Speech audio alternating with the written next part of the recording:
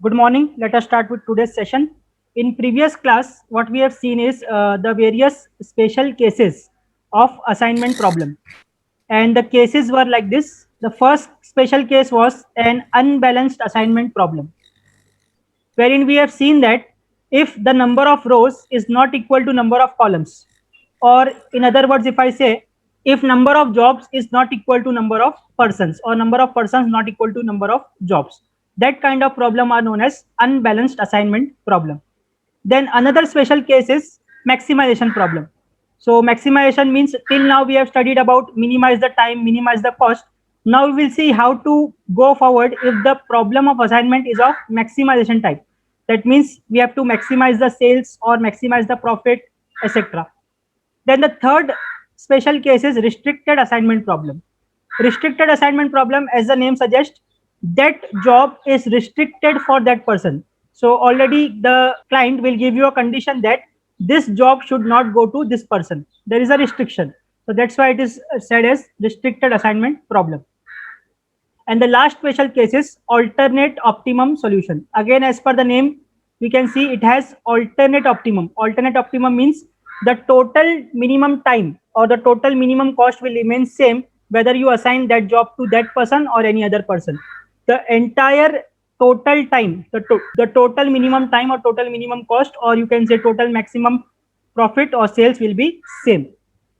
So out of this four, these two cases, the first one, that is unbalanced assignment problem, last one, alternate optimum solution. This we have already seen in our previous class. Today we will be starting with a new case, that is new special case, that is the restricted assignment problem. So just by looking at the question only, you will identify that it is a restricted assignment problem. Again, I have taken a practical example, which the question says, assign a man to a job for a data shown below. The matrix indicate the cost incurred. So this is the matrix given. So let us say there are four men, Ram, Sham, Raju and Babu, and they have to be assigned to four programming jobs in programming language, that is Python, Java, C++, and Visual Basic. I think you are known to these languages. So just to observe, in place of Sham and Java, the intersection between Sham and Java, you can see that there is a dash mark there. So if there is a dash mark, that means Java programming language job cannot be assigned to Sham. Maybe he is not knowing that language. Similarly, if you see in the Python line, Python cannot be assigned to Babu. So that's the case wherein we are telling that it is a restricted assignment problem, wherein one job is restricted for one particular person. So no need to worry. It is exactly same how we have solved the previous problems. Just what you have to see, in place of dash, there should be no calculations, no iterations, no working. So because वहाँ पर dash है, that means there is nothing there, hence no operations will be performed on that cell. वहाँ पर ना कुछ plus होगा, ना कुछ minus होगा, कुछ भी नहीं. It will be as it is. It will be a dash. It is equivalent to there is nothing there.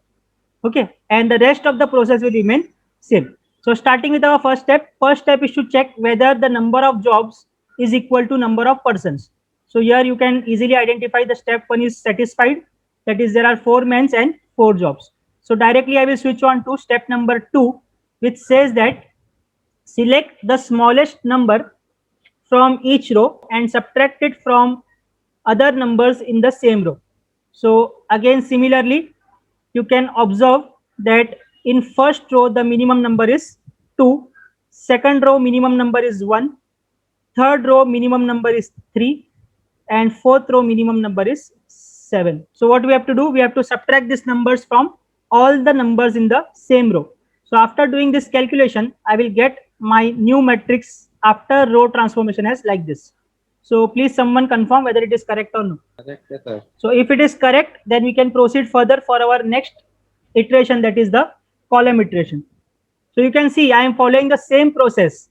Just what we have to do, we don't have to do any calculation, any working at the dash part, that is restricted part.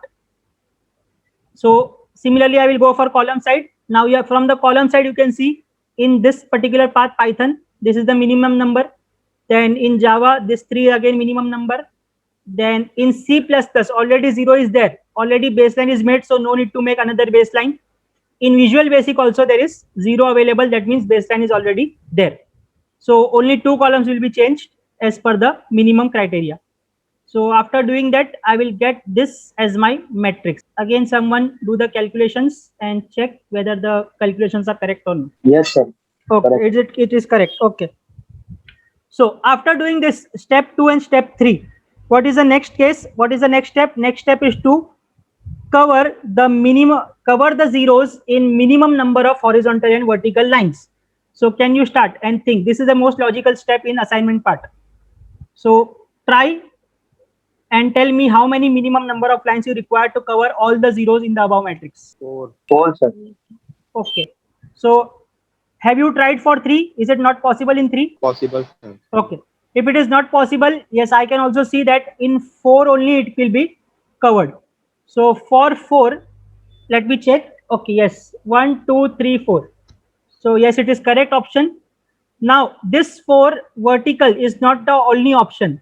You can do 2 vertical, 2 horizontal, 3 vertical, 1 horizontal, all 4 horizontal, etc.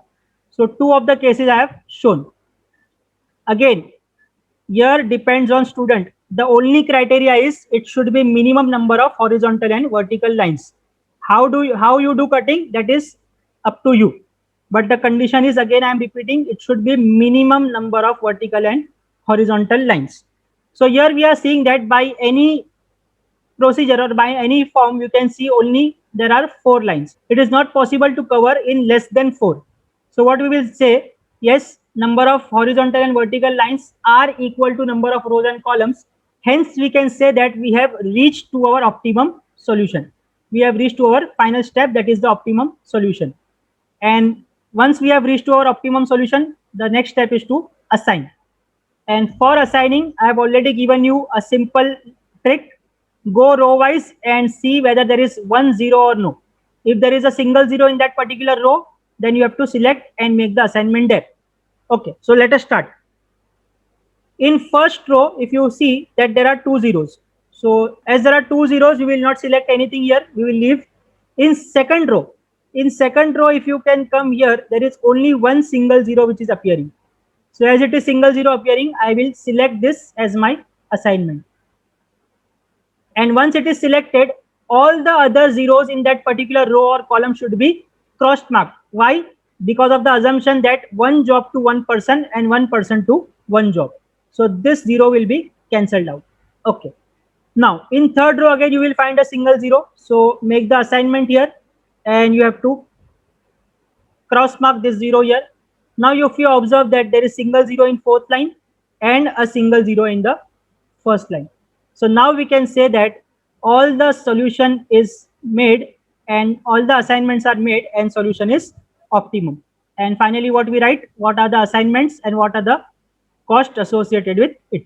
So assignments are, Ram will go for Python, Sham will be assigned to Java, Raju will be assigned to C++, and Babu will be assigned to Visual Basic. And after assigning this all persons to that job, how much total minimum cost we have incurred? So for minimum cost, we find the from our first matrix. So after first matrix, yes, someone of you are giving the answer in the chat box. Let me check. Yeah, so most of them have give answer as 19 units. So I will also write here the minimum cost is 5 plus 1 plus 3 plus 10. And I have highlighted. Sir शाम को जावा लिखा हुआ है, शाम को C++ ये है ना, विजुअल बेसिक है ना. Sham to Visual Basic. Yes. Sham has been assigned to Visual Basic and Babu is assigned to Java. Now it is correct. Thanks for correction. Okay. So here I can see if I will do the calculation again. Yes, Ram is assigned to Python, so it is 5. Then Sham to Visual Basic, so it is 1. Raju to C++, so it will be 3. And Babu to Java, so it will be 10. So 10 plus 3 plus 1 plus 5 gives you 19. So final answer is correct. Just there is a typing error in the where I have written the assignments made. So any doubts to anyone in this particular problem? No, sir.